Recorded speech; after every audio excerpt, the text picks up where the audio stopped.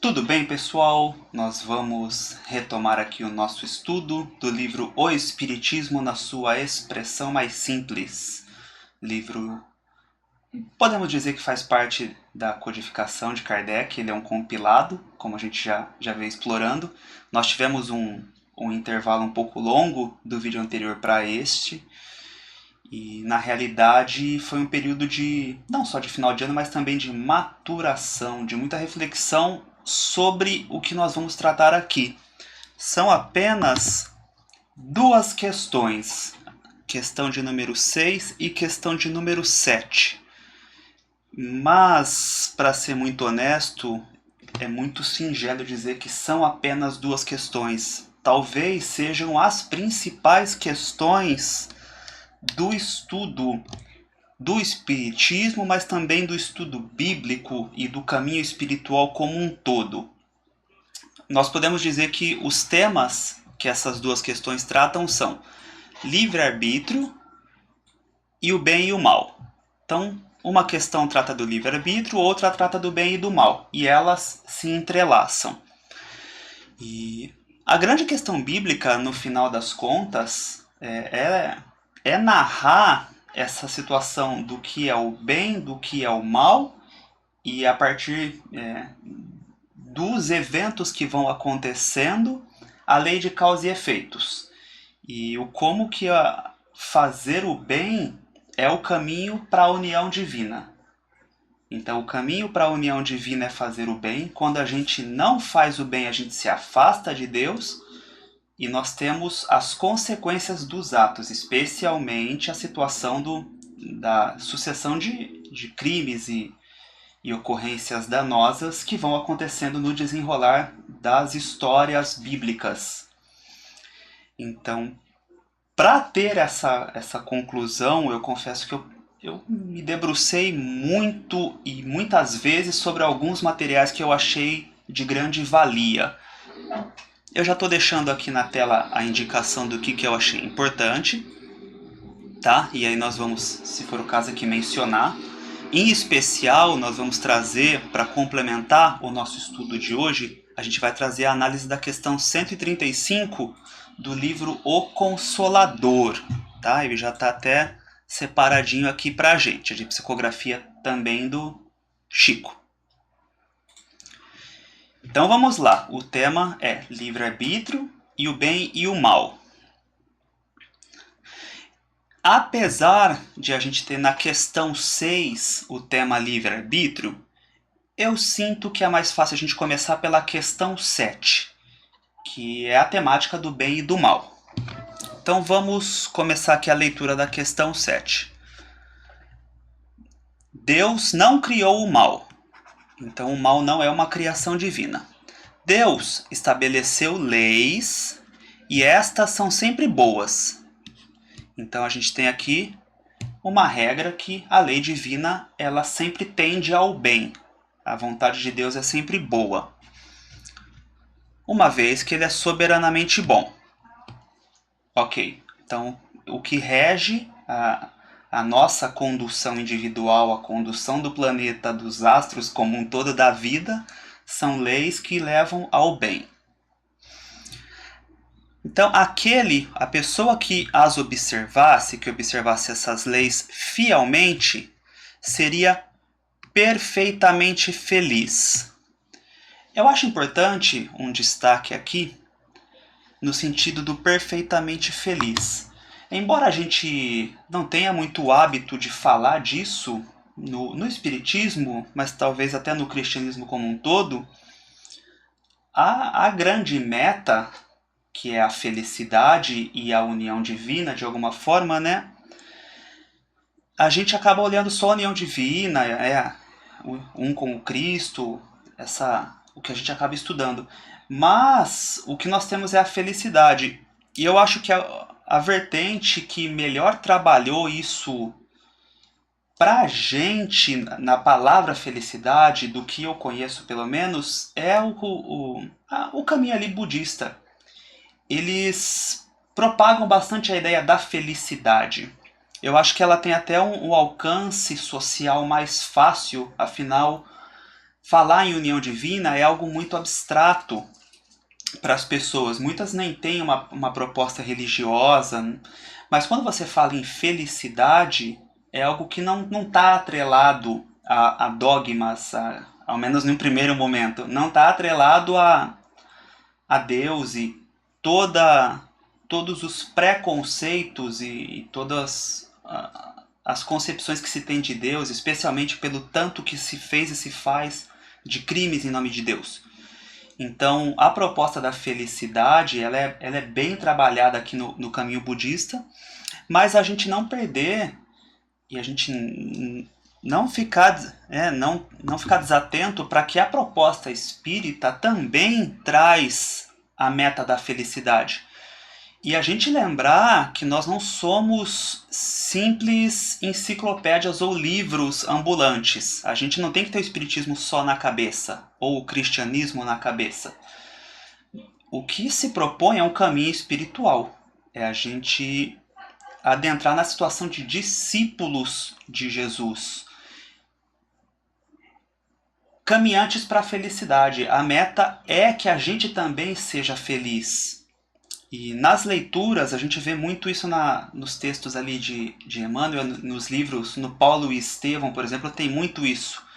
Que ficavam impressionados primeiro com Estevão e depois com Paulo, o quanto que ele era pleno, apesar dos flagelos, de tudo que ele sofria, mas o quanto que ele trazia ali de radiância, de felicidade, já quando ele já estava no processo mais avançado de conexão com Jesus.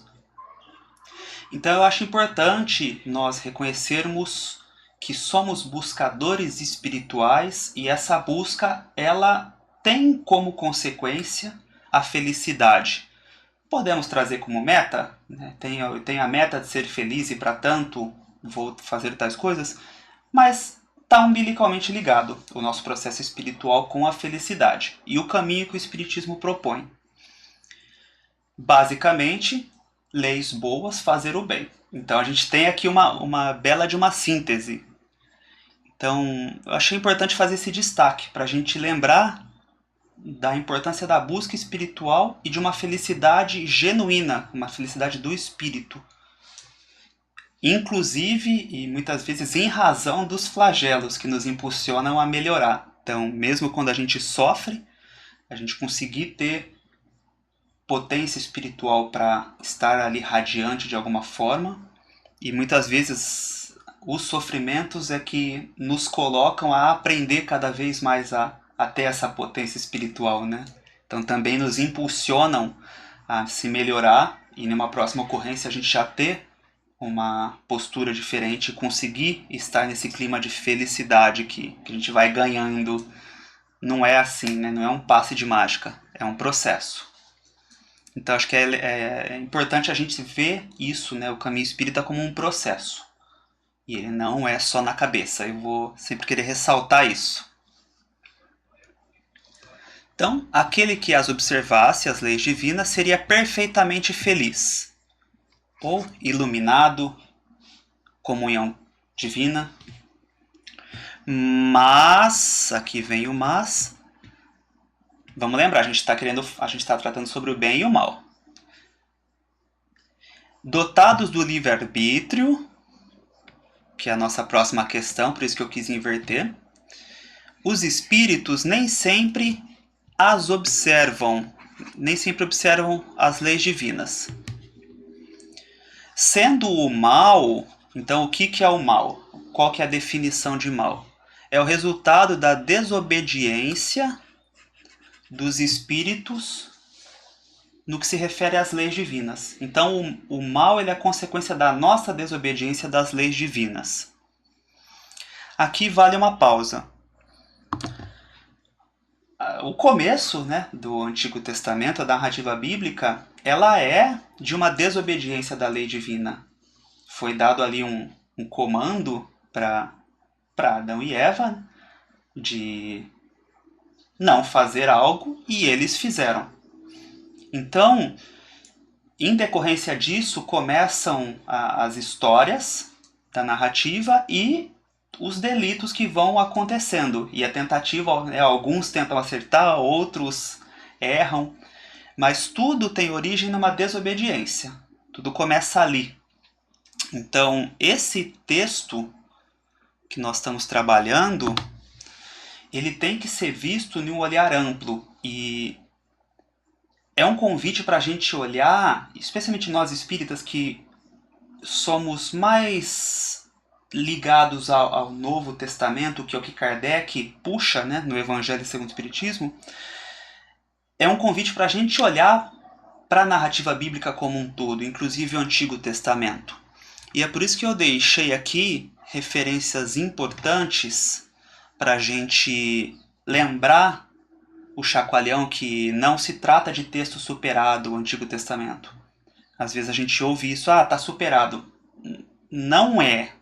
Se a gente estudar um pouco mais, e eu tenho buscado aprender alguma coisinha com os estudos do Haroldo Dutra, e também o Arthur Valadares, que tem ali buscado, eu vejo que ele bebe muito da fonte do Haroldo também, nós vemos que é muito amplo e o que se tem ali do Antigo Testamento é muito rico e a gente não sabe. A verdade é que nós não entendemos nada e a gente, por não entender, a gente ignora. A gente vai no mais simples, que de alguma forma o Espiritismo acaba sendo mais simples.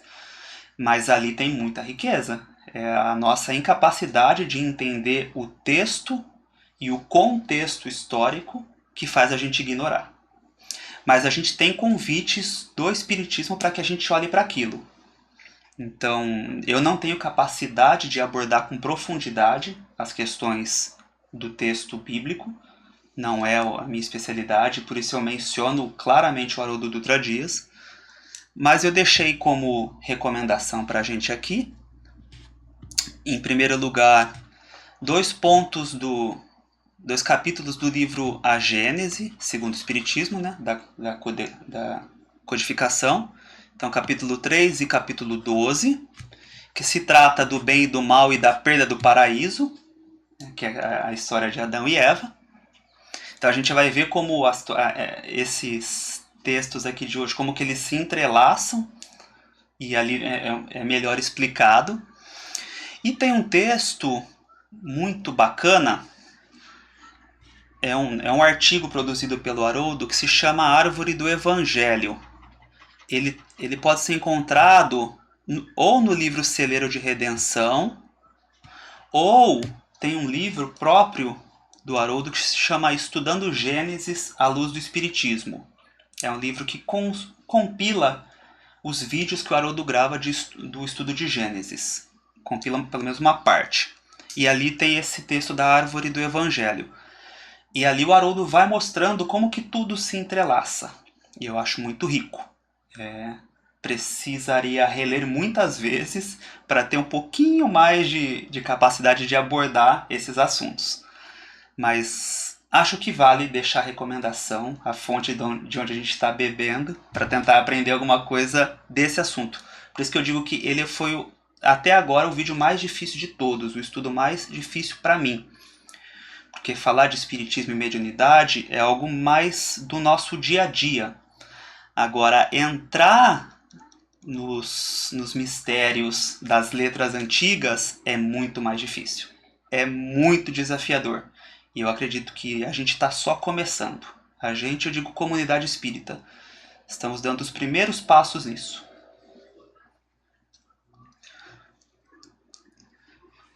Em termos de vídeo, eu deixei a sugestão do vídeo 39 do estudo de Gênesis do Haroldo, para quem quiser se aprofundar.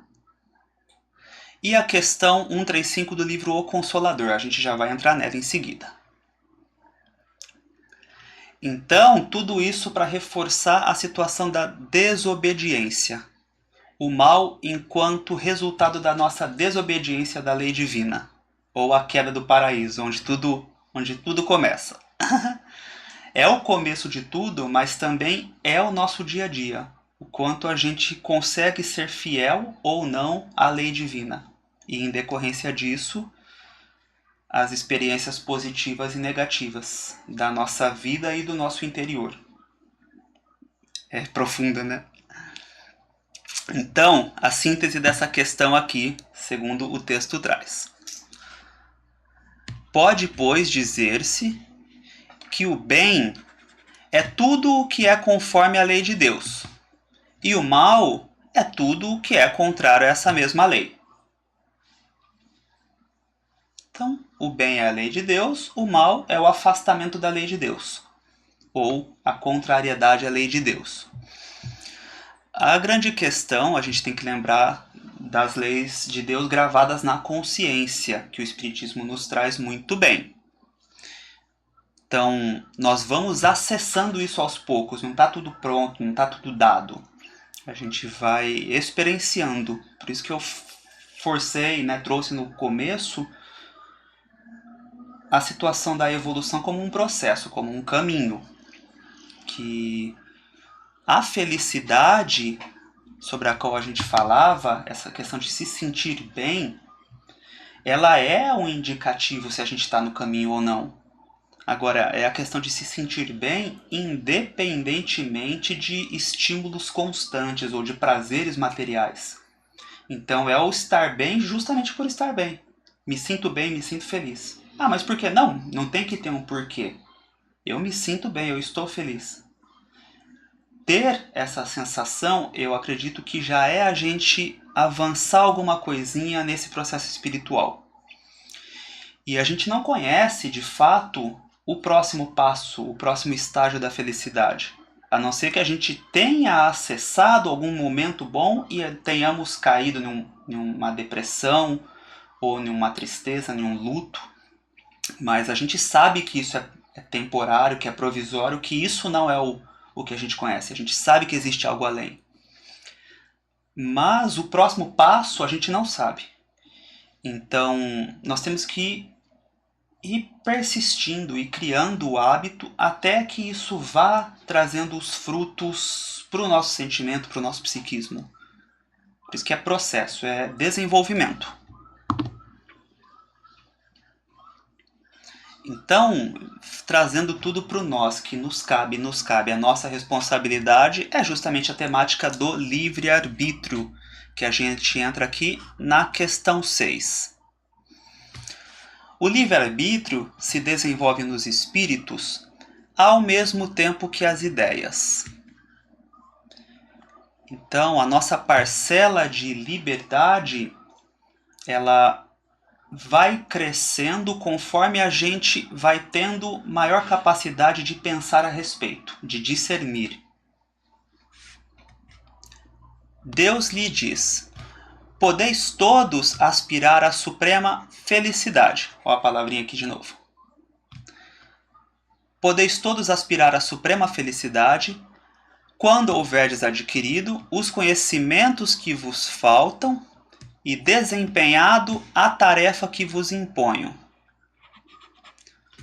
O conhecimento, quando fala conhecimentos, a gente pode ter o olhar teórico da coisa, de compreensão, mas eu vejo isso também como um conhecimento de si próprio, um autoconhecimento. E isso não é teórico, isso é prático, isso é de autoanálise. E desempenhado as tarefa que vos imponho, quais tarefas Deus impõe? Se a lei dele é do bem, são tarefas do bem, de fazer o bem. Então, a vida material nos pede muitas coisas, nos pede para trabalhar, para ter o nosso convívio, nossas relações, nossas obrigações. Se a gente consegue aplicar nas nossas tarefas materiais a única coisa que Deus pede, que é o bem, nós tornamos a nossa vida ela útil para a matéria, mas útil para o espírito.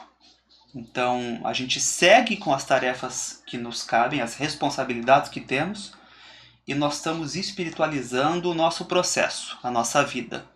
Então, no fundo, é olhar para cada ocorrência, para cada relação, para cada possibilidade, como a chance de a gente progredir espiritualmente mais um pouquinho.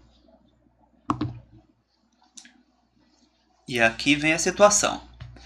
Trabalhai, pois, pelo vosso adiantamento. Trabalhai, pois, pelo vosso adiantamento. É uma mensagem direta. Você trabalha pelo seu adiantamento. Então, a gente não não pode, não vai garantir a felicidade do outro. A gente não vai eliminar o sofrimento da outra pessoa. É uma tarefa que cabe a cada um. O processo ele é individual. Então, aqui eu faço essa leitura. Ele dá o caminho, trabalhar pelo vosso adiantamento, mas ele também tem uma advertência. É pelo vosso adiantamento, não é pelo do outro. Então, a gente trabalha, o trabalho interior ele tem que ser nosso. É claro que a gente faz o bem e isso ajuda outras pessoas, mas a gente tem que ter o foco da autorresponsabilidade. E é muito comum, quando a gente começa a se envolver, né, nesse impulso de fazer o bem, que a gente também, de alguma forma, a gente se perca. A gente acabe se colocando na posição de eu ajudo. Então a gente se coloca sempre nessa situação de ajudar o outro, ajudar outra pessoa, o próximo, ou os espíritos, né, nas reuniões mediúnicas. E a gente acaba esquecendo que nós necessitamos de ajuda também. Então, eventualmente, nós podemos entrar no papel de arrogância, de achar que só o outro precisa de ajuda porque eu estou aqui para ajudar. Então, tem vários convites que o texto nos faz. Então, trabalhai, pois, pelo vosso adiantamento. Essa é a meta.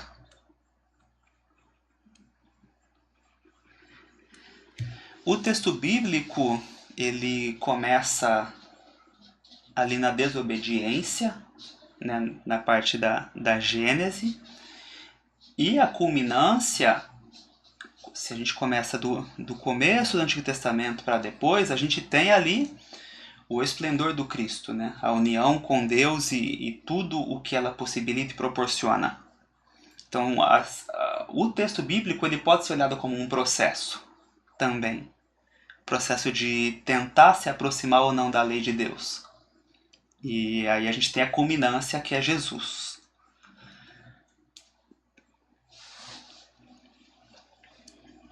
Em consequência do livre-arbítrio, que é o tema dessa questão, uns tomam o caminho mais curto, que é o do bem, outros tomam o mais longo, que é o do mal. Só que a gente vê aqui, tem um caminho curto e um caminho longo. Independentemente do caminho, em algum momento todo mundo vai chegar na meta, que é a felicidade ou a compreensão da centelha espiritual e a partir disso da união divina. Então a grande questão é o tempo de cada um, o quanto está trabalhando pelo próprio adiantamento. Mas todos vão chegar. E aqui vale uma reflexão que a gente tem ali conseguido a partir das reuniões mediúnicas, quando nós atendemos espíritos que se desenvolvem no caminho das trevas, né, que entram e que se fixam nas hierarquias e vão assumindo postos de cada vez mais respeito e comando, então eles vão aprofundando nesse caminho do mal, com aspas, sem julgar, mas esse afastamento da lei divina, da lei do bem. Eles vão se aprofundando nisso. Mas o que a gente vê também é um caminho de desenvolvimento. Eles vão explorando as potências espirituais, eles estudam, muitos deles estudam vertentes espirituais religiosas, porém para interesses pessoais, para questões do egoísmo, da vingança, para questões limitadas. Não existe o fator de transcendência, não existe um fator de busca com o todo, com Deus. Mas eles também estão se desenvolvendo e chega um momento em que, de alguma forma, a lei divina ela chama esses espíritos e eles chegam numa reunião com a gente, uma reunião mediúnica, e fica muito mais fácil para quem faz o diálogo, mas também para o próprio espírito, quando se mostra a ele que o que ele aprendeu, o que ele fez até ali, pode ser aproveitado, também é útil. A gente também tira frutos daquilo. Nós precisamos de um ajuste, é um ajuste de direção. Mas aquele conhecimento acumulado, conhecimento de o que se usa, por exemplo, nas hipnoses, na obsessão, isso tudo pode ser convertido para o bem de outros, mas também para o próprio adiantamento, para o próprio bem. E uma coisa é fato, todos os espíritos, todos querem paz e felicidade. No fundo, essa meta ela é buscada por todos. A meta da felicidade ela é buscada por todos, inclusive por quem faz o mal. E talvez com mais força por quem faz o mal. A questão é que a gente se perde nessa compreensão de felicidade. Mas é questão de ajuste. Se nós temos uma compreensão desse assunto, para quem está ali na atividade do diálogo com os espíritos, fica muito mais fácil conduzir uma conversa. Então, o que eu senti para a gente trazer desse texto é isso, e agora eu queria complementar com a questão 135 do livro O Consolador. A pergunta que fizeram ali na ocasião, né? Que é um livro de perguntas e respostas também, tá? É como se ele fosse um complemento ao espiritismo, só que ele não é de vários espíritos, ele é um espírito respondendo. Se o determinismo divino é o do bem, quem criou o mal? O determinismo divino se constitui de uma só lei, que é a do amor para a comunidade universal.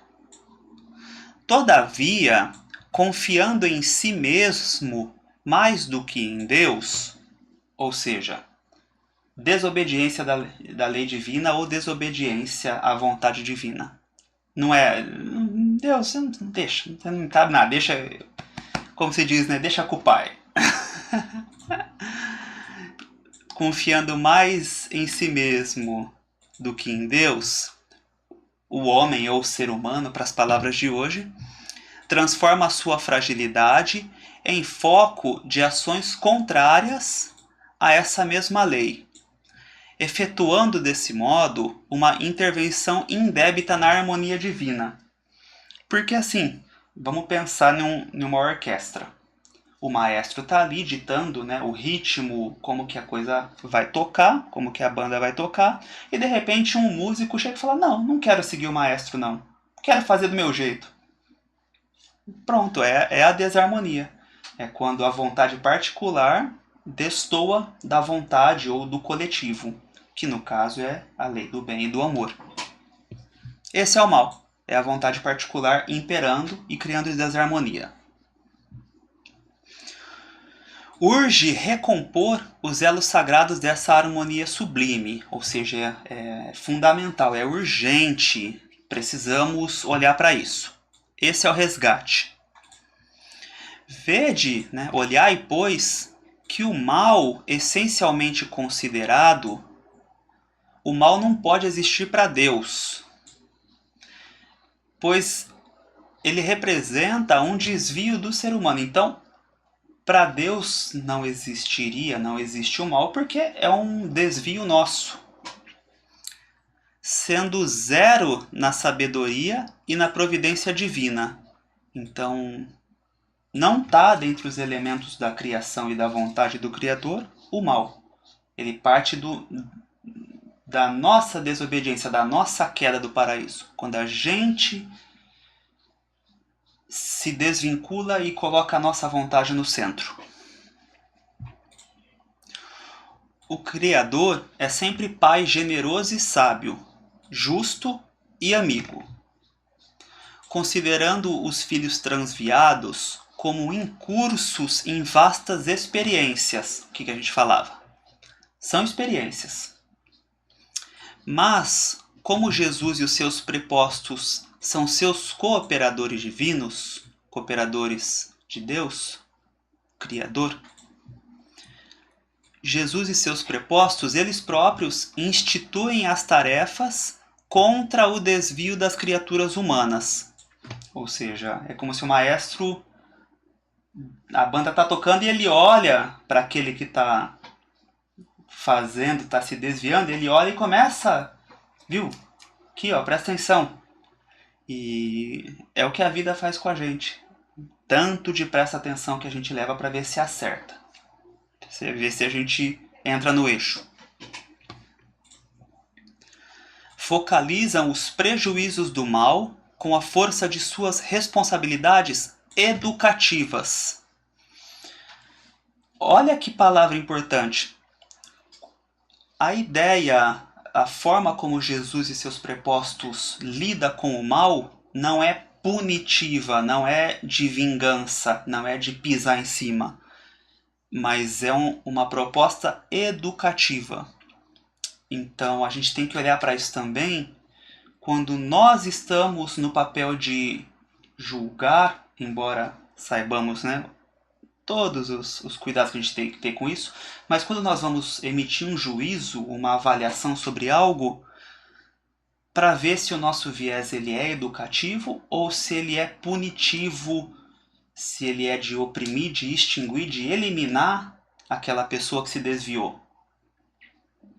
Então, se não tiver a proposta educativa de reerguer, de modificar, seja uma lei humana, seja uma proposta pessoal, ideológica, o que quer que seja, se a proposta é de extinguir o outro, está em desacordo com a lei divina. Então, nessa proposta educativa que o texto traz, a finalidade de Jesus e seus prepostos é que a humanidade siga retamente no seu verdadeiro caminho para Deus. Então, novamente, a finalidade ali como união divina e felicidade. Então, essa questão aqui do livro O Consolador, ela complementa o nosso estudo. E haveria mais coisas para dizer, muitas coisas que esses textos aqui, esse material nos trouxe, mas eu acredito que o essencial para a gente não aprofundar, para a gente não falar muito, eu acredito que é isso. Tem um ponto a mais que eu acho importante falar, porque ele já me veio, eu deixei e ele voltou agora. Então eu vou cumprir o que está vindo aqui nesse momento. Para expor uma visão que eu aprendi ali com Haroldo, e salvo engano é Paulo quem traz isso, ali no Evangelho mesmo, nas referências que ele faz do próprio estudo bíblico, que dá para entender que Paulo teve o seu momento de começar a estudar ali as anotações dos evangelistas e concatenar isso com o Antigo Testamento. Ele começou a buscar cruzar os textos. E ele coloca um paralelo, que a gente tem o primeiro Adão, que é esse que coloca a vontade própria em primeiro lugar, ele descumpre a lei de Deus, e aí é a origem do mal. Mas em determinado momento, com todos os processos de aprendizado que a gente vai acompanhando ao longo da narrativa bíblica do Antigo Testamento, a gente tem a preparação para a chegada de Jesus, sendo Jesus o que ele chama de o novo Adão. Esse novo Adão, ele inverte a situação, ele abdica da sua vontade pessoal ou do seu egoísmo, ali do ego imperando, para aderir à proposta divina. E isso para a gente é consagrado na situação de se possível, afasta de mim esse cálice, mas que seja feita a sua vontade e não a minha. Então ele manifesta ali um querer, porém o querer dele é menor ou se sujeita à vontade maior, que é a vontade de Deus. Então é a volta por cima do ser espiritual da proposta. Então, se a gente olhar isso como um caminho, é um exemplo que nós ainda somos esse primeiro Adão, que colocamos os nossos interesses pessoais e o ego, a nossa vontade, como o centro, em detrimento do coletivo, da harmonia, da lei do bem e do amor. Mas a ideia é que a gente consiga em algum momento, e temos que trabalhar para isso, trabalhar pelo vosso adiantamento, que a gente consiga aderir à vontade de Deus. para as ocorrências do dia a dia, para a nossa vida, cada um no seu caminho. Mas a proposta é essa, que a gente consiga se tornar aí o novo Adão. Ou se a gente for para a linguagem mais psicológica, consiga realizar ali o self, entrar em contato e ter a plenitude. Mudam as palavras, muda a abordagem, mas no fundo é a mesma coisa. É tirar a nossa vontade pessoal, mesquinha, ligada às nossas paixões, tirar isso do comando para oferecer, para permitir que algo mais sublime e transcendente esteja em primeiro lugar, que a vontade coletiva, maior ou divina, que ela seja a prioridade. Então, não parecia se a gente olhasse só essas duas questões, né?